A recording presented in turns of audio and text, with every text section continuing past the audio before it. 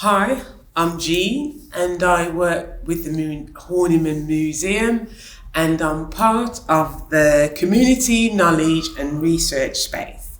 And today we're going to be doing talks on the Windrush Generation, which is a really big thing for me. But I'm going to be using four to five different people. And when I say different people, they're all going to be Jamaican background, descendants of the Windrush Generation, but they're going to be in different ages. I'm going to be asking the same questions, but I just want to hear how different or comparisons those questions are from the ages that you're about to see. So let's get stuck into asking some questions. When I say Windrush Generation, what comes to your mind? Winous Generation. Me arrived in this country. Did you just say you? Yeah, arrived in this country. Oh, hold on. Before we go any further, because I didn't know this part. Did you arrive here? What year? 1965. And do you know what year? When did your parents come? 1962. Wow. So what do you think of when I say Windrush Generation? I remember like my parents are leaving Jamaica, coming to England, leaving me in Jamaica. Oh my God, you're a direct story of Windrush Generation. Yeah. For me, immediate thoughts that come to mind when initially mentioning the Windrush Generation would be, first of all, Port Tilbury. We go all the way back to 1948, post-war, Caribbean, specifically Jamaican, coming over, seeking prosperity, hoping for a better life, rebuilding the nation. I think I have so many different thoughts, but I think the one that stands out the most, I'd say, is probably just a rich culture and underappreciated. The British encouraged Jamaican citizens to come over to the country to help rebuild and start a new life, and as Theo said, prosperity. And then after Jamaica now had its independence, the actual problem and main issue is that during this time, Jamaicans didn't need a British passport because they were still under British rule, which meant they were still part of that whole people and citizenship, X, Y, and Z. But now that they have independence, this is where the whole scandal comes in, because now they're deporting Jamaicans back to Jamaica because they don't have any evidence to prove that they're once a British citizen, because they're no longer under British rule because of their independence. And this is where the whole scandal comes from. Okay. And this is why it's a liberty. Okay. But like I said, it's my basic understanding. For me, when I think of Windrush Generation, I think of, the way my dad was, they wore suits. Yes. Black people wore suits. Yeah, they wore suits and they were well groomed. Yeah. They were loving, you could see the love between your parents. Yeah. They like to entertain others, Yeah. But I think that's all gone for me. Yes, it's all gone. All that is no longer there. It's a different generation. The first thing that pops in my mind is people from the Caribbean being asked to come to the UK to help rebuild it after the Second World War between the late 1940s and the early 1970s. I like that. I like what you just said. You use the word being asked to come. That resonates with me because that's something I was brought up in a predominantly white area, and I remember everyone saying, go back to your own country. That's what they used to say in those days, go back to your own country. And then I remember my mom explaining how her parents came over with the Windrush Generation, and the words were, we were asked to come. So I like that, what you just said. The Windrush Generation, to me, revolutionised trends, acceptance, and opened doors for different cultures to be accepted. And when I say trends, i.e. music, style, food? What's your thoughts on it? I concur 100%. I think that happened to some degree unintentionally, because obviously we came from a different part of the world, brought different sounds, like musically or sonically. But I think this came about because a lot of Caribbean people didn't feel accepted by the British. So because of that, they kind of formed their own community. You know, a lot of people from the Windrush Generation, they kind of, you know, made like clubs and, you know, parties and places that people come to, you know, be who they wanted to be. And I guess eventually that kind of caught the eye of people from the British community as well. You can see that in music because you've got genres such as dubstep, which originate from, you know, our community and the British community as well. 100%, I agree with all of that, because like I just said, you know, I feel like we are so underappreciated, but we have offered so much, sometimes literally, you know, our very self, like our inner beings, if that makes sense. Like our very essence is in it, like we're passionate about what we do. Our culture is very rich and diverse, and 100%. I think because we know what it feels like to be persecuted and or unappreciated, we was more open to bring in other people and learn from other people, and we kind of all bring that together and bring forth like really just a new generation. Then, like, to me anyway, that's how it seemed like we really gave birth to this new awesome way of everything. It was hard. Me landing here in '65, I was only 7 years old. I went to primary school, which was hard because we was like always put on the back. You know, like if don't care what of studies, how far good you are in your studies, they would put you in a lot lower classes. Like you better start again, you know. And that went on right through until you reached secondary school. So what you're saying is you experienced racism? Yes. Yeah. It's no lie to say that British was racist back then. It was institutionally racist. Still is. It was quite direct back in those days as well. Anyway, but then now, you know, fast forward to today, Jamaica has inspired the whole world. Such a little tiny island has had such a massive impact on the whole nation worldwide, from food to music, to the culture, way of life, everything. So you would say that the Winous Generation brought that inspiration? Yeah, most definitely. The only problem is now there's a disconnect now, because like I said, the first generation and second generation, I'm a second generation Jamaican now basically, and I've got no connect with Jamaica basically, in terms of like music and stuff like that. I just have to basically do my own research and due diligence on the matter, and then I feel like there's more of a connect. As far as I'm aware, the people of today, like everyone's lacking in these areas such as like cooking and things like that as well. And especially like when I go and like get my hair plaited, like it's not any people who are in my demographic of age range who are doing this thing. It's a very small proportion. The people I'm going to is like very senior and elderly African or Caribbean women. So this is why I say there's a disconnect. These things aren't getting passed on.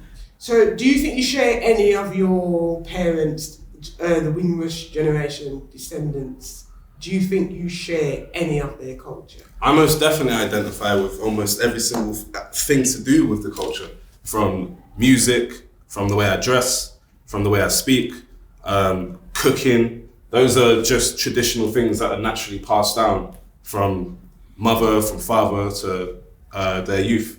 And those things have consistently and still are continuously going on today and previously have been before. So I don't think there's a sort of disconnect in that aspect. I think what Peter meant when he was sort of saying there was a bit of a disconnect is in the sense of,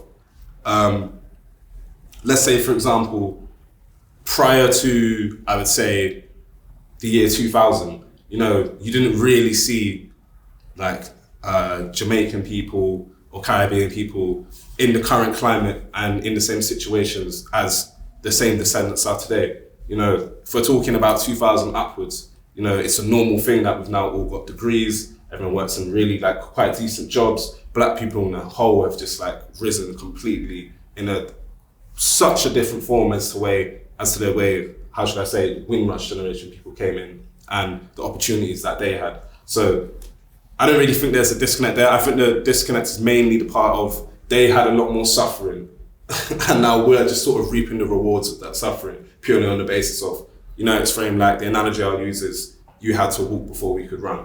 So that's where I think the disconnect is, how the elder generation think, the youth probably don't really see like the same causes and the trials and tribulations that they had to face in comparison to what we get now. Like we just get to reap all the rewards of it, like I said. So I think that's where the disconnect with like the older generation and like the youngsters is. I completely agree with what Theo's saying, and he definitely did actually rephrase it in the way that I was trying to deliver it. So thank you for that anyway. We actually touched on this like a couple of years ago and was like, the new generation of black people, whether you're African or come from like Caribbean descent, like this is the new black British. Like we are the new generation. Like so, that's why I say the disconnect is. Like me and Wayne were totally two different people. Yeah. Do you know what I'm saying? Do you think you share your parents going back from Windrush Generation values today? Some, yes. I think. By the way, everyone just said some. No one said 100%. I can't say 100% because I think experience also plays a part in culture as well. And I think because my grandma had a completely different experience to me, it would be unfair for me to say I can relate to it when I've never walked in her shoes. Okay. But I guess I definitely take on or have adopted some of the phraseologies from the culture, the food, the music, and I'm happy that I have, because I feel that it's definitely a part of my identity. It definitely makes me who I am.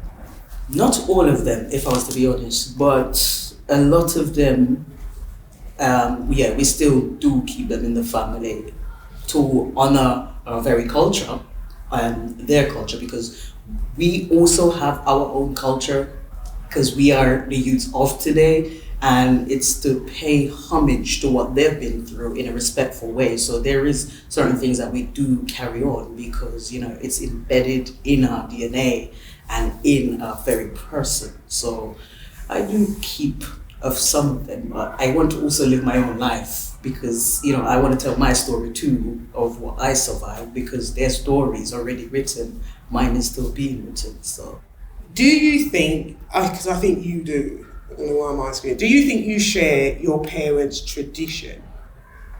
Yes. I'd say definitely. Yes.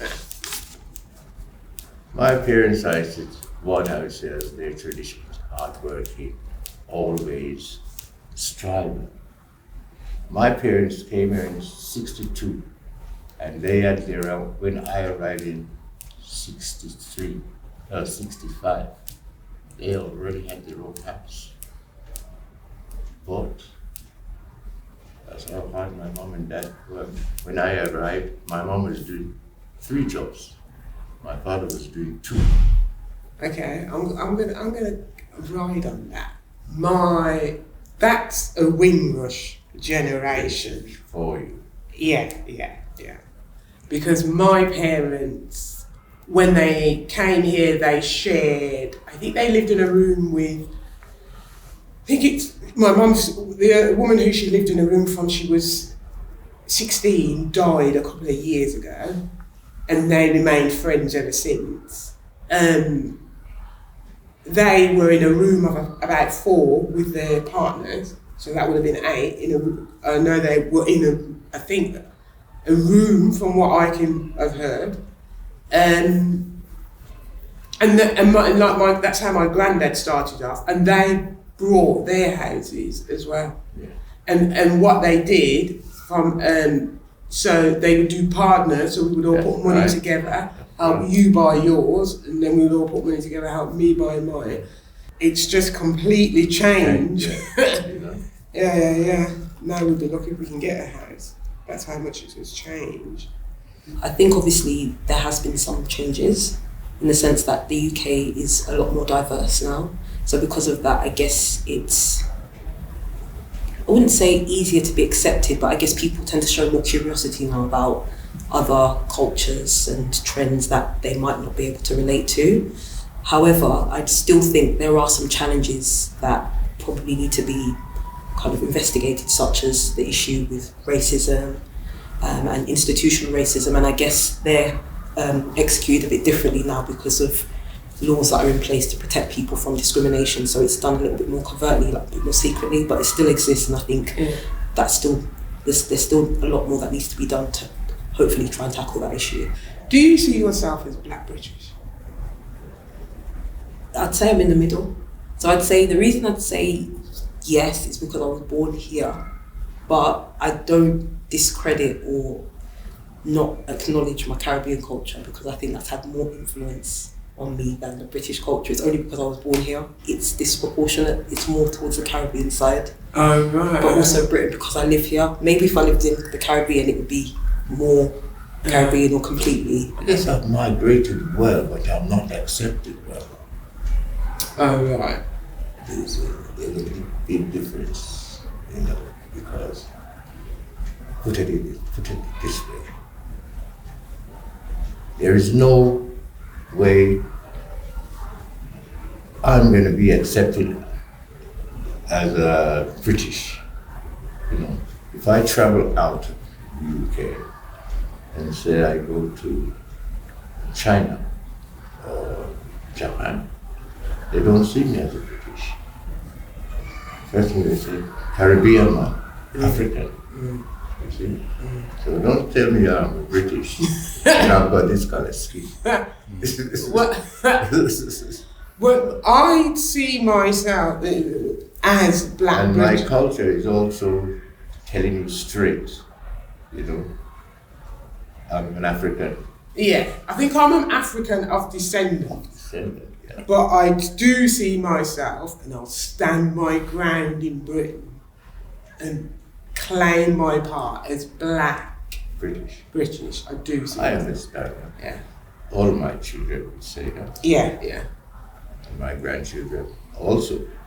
They're all born here. So they have that claim. But will they be accepted Yeah. That's in the long run?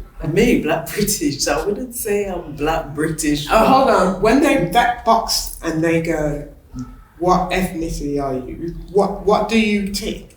Do you tick Black British? No, I always kind of go for Caribbean. Okay. Because again, it's about the culture and the traditions and where kind of remember where you're coming from, because you can't erase your past, and your past in a way is your grandparents, your ancestors, your parents, and so on and so forth. So going forward, when I see myself or I assess myself as a person, I have to think about the heritage of my family that got me here. So I don't go for Black British because I feel like it cuts them out. So I go for Caribbean or something like that. Or prefer to say nothing. That's like my favorite box. Prefer not to say. I tick Black British if there's no option, but if Black Caribbean comes up, I'll tick that. It just depends on what's available when I'm filling in application forms. But I have noticed recently though, I tick Black Caribbean more. I think it's because I embrace my culture more than I did when I was a child. Because I understand the history behind it, I guess now, what it represents. If you're in London versus living outside of London in any other country in the UK, the term Black British, I think, will resonate with you differently. For me, I actually don't mind using the term Black British in the sense of I feel quite proud, because when you look at London, you see Black people on the face of movies, skyrocketing numbers in the music industry, any other creative sector. And I feel like in London, people are so used to being around Black people and people of all different diversities anyway and different cultures that they don't really, refrain from accepting us. So people are like, yeah, cool, they're Black, they're British, sweet.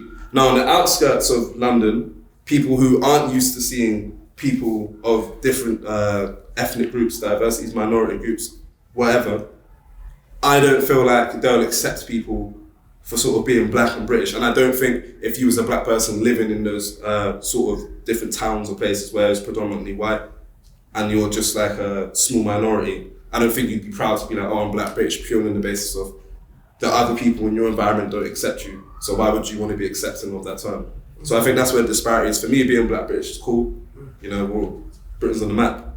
been on the map, especially in London. It's hard for me to say because the Black British, to me, is black people with black skin who do not know their own culture. Sorry to say, they do not know their own. For a start. Are you going to use me as an example with blonde hair? Not a lot of them visits museum myself. Okay. I haven't visited in over 20 years. Okay. I have, by the way.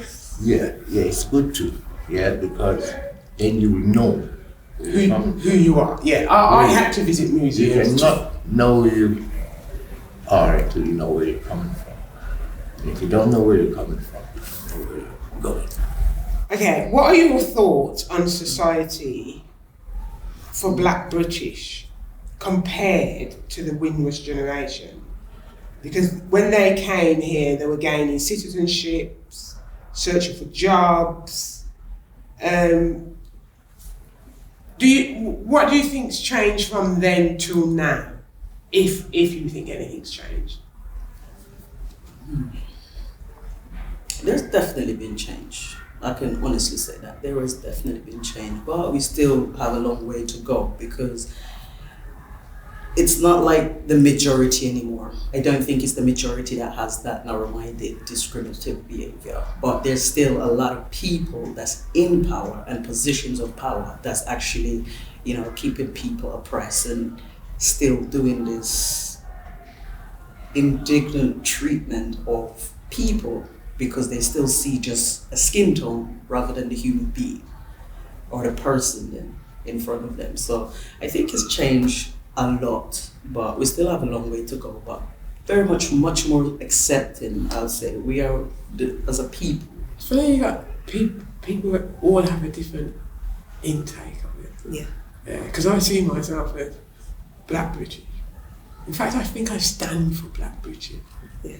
British, blonde hair, getting away with my blonde hair. You can dye it. People in Jamaica dye their hair. Yeah, but I think a lot of this is to do with living in Britain as well. Even just the way my hair is as well. Yeah. It's made me want to kind of feel accepted as well. Of course, yeah. I do like my afro, and when I've got my afro on, I like to walk around thinking I'm a black.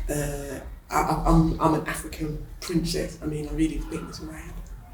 But I think Black British is a whole big part of a lot of different cultures. It's diverse. And I love it. Yeah. Yeah, me too. Yeah. Okay. Let me ask you a question about the museum. Have you been to a museum before? Yes, I've been to a few museums. Oh, I've been to a few. What made you go to a museum? Different reasons. When I was a child, you get invited to go on school trips. I was actually here about 6 weeks ago for work. When you say here? As in the Horniman Museum. Wow, everyone's been in the Horniman Museum. Wow, go on. But I didn't get a chance to, I guess, look around the way that I wanted to because I was at work. But I think I, had a look at what I could see and just kind of embraced it. Did you have any connections with anything? Anything pop out, stands to mind? Yes, when I saw a lot of the Caribbean and African artifacts, yeah, definitely resonated. That. I think when it comes to museum, it's like, what does it say when I hear the word museum? What do you think of when you hear the word museum? Old, Asian, outdated, stuck in the past, to be honest, but don't get me wrong. It still has a place in today because again, it goes back to knowing your history and formulating your own story and your own version. When's the last time you visited a museum? To be quite frank, to be quite truthful with you, I think it was this museum with my daughter. This museum? This museum. So that was 22 years ago. And you knew quite a few things in here? Yes, well, artifacts and things, I really interests me, whether they're from West Africa, Egypt, East Africa.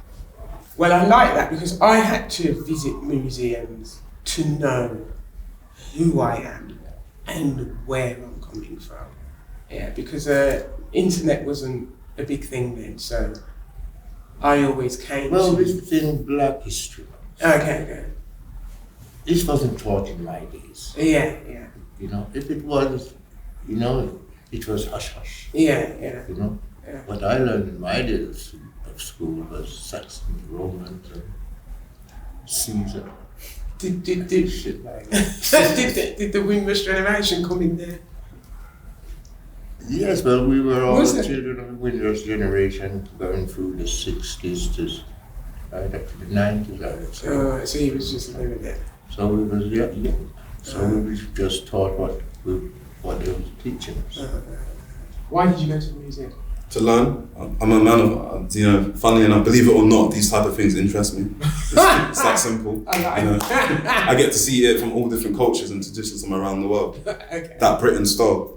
Black Frederick. I like. Thank you guys. No problem.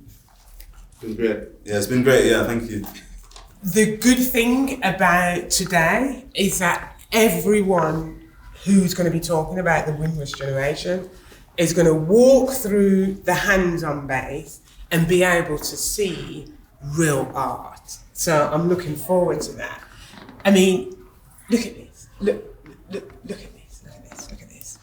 When I say art, this is what I mean.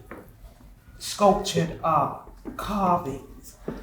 That's so, for me, African. I mean, to me, it looks like me. It looks like me. Kind of way I would have my hair, forget the way it is today, but braided, I would have a style like that. The way the mouth is. This I can actually identify to. Yeah, I actually identify.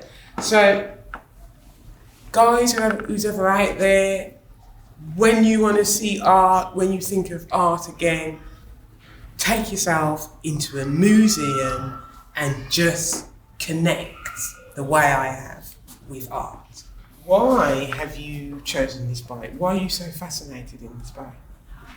Because it just, it called to me. It's just incredible.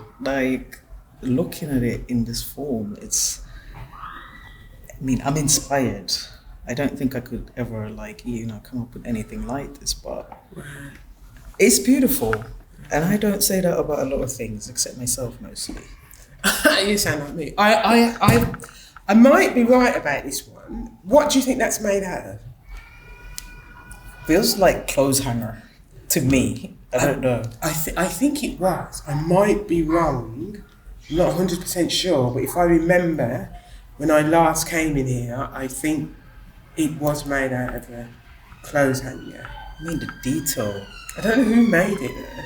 That's a shame. Whoever they are, they're super talented. Yeah. You have to think about it. We have so much more today. And, to make something out of nothing, that's true art to me.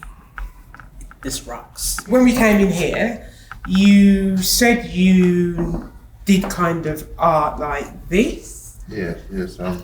And you even said it was an egg. Yes, this is a ostrich egg. Oh wow. Probably from somewhere in Africa. I don't know where exactly, but this looked like somewhere Ethiopia, because it's got Ethiopian writing on there. How do you know it's Ethiopian writing? It's Amharic anyway. It's Amharic writing on there. Alright. I actually just thought it was a design. No, it's writing on there. That's the writing there.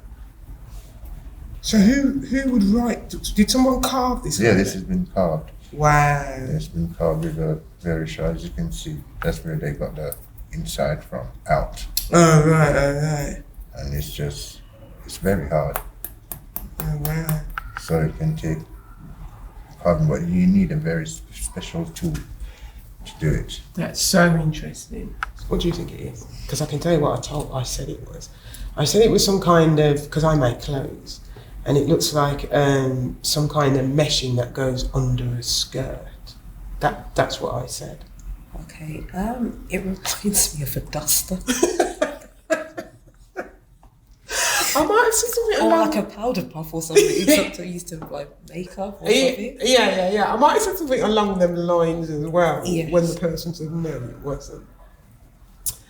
It's actually, this is a bark tree. Okay. I'm not gonna, I might be wrong on bark but it's from a tree, but I think it's a bark tree. And, do you know, like when you look in a tree, you've got those white, imagine wood, you've got like the white little grains. Yes.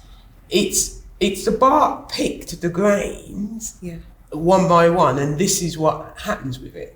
Right. Yeah. That's and amazing. Yeah. They don't, and it's made in Kingston. The technique is from Jamaica. Okay. They don't make it anymore. There's no one who you can find who makes it because it wasn't written down how it was done. It was verbally said. Oh, okay. Because they also used it to make rope in the slavery time to whip the slaves. Right. And I found that so fascinating. You never thought that, would you? No. Yeah, and there's us thinking, it's a powder puff. Or a duster. Or a duster. Or like me, who makes clothes and netting that goes under the clothes.